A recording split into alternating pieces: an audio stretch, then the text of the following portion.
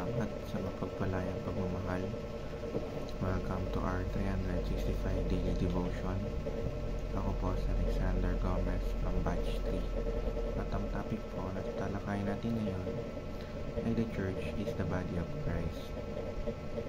Ngayon po ang ating pag-aaralan ay tungkol sa Ephesians chapter 1 verse 22 to 23.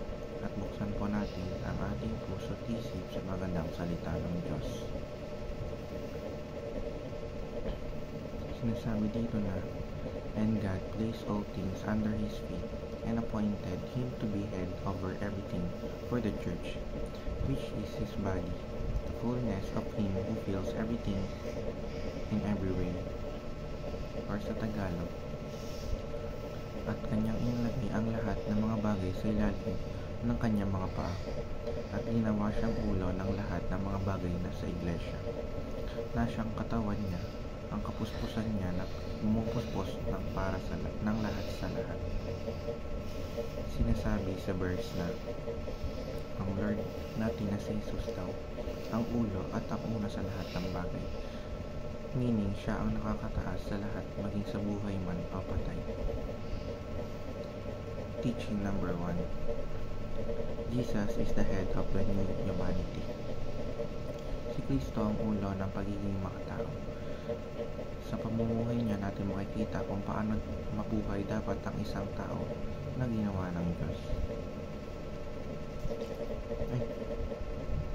Teaching number 1. Christ is the same supreme authority of the church.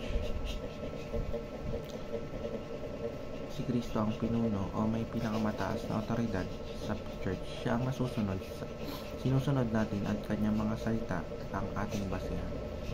Teaching number 2. The church is the body of Christ.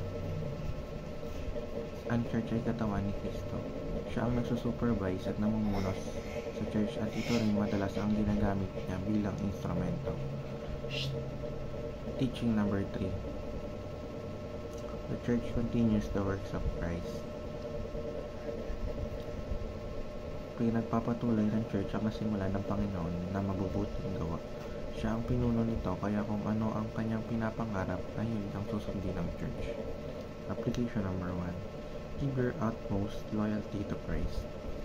Dapat ang loyalty natin ay 100% ay nasa Lord lamang, at hindi sa makamundong bagay gaya ng pera, ari-arian na temporary lamang.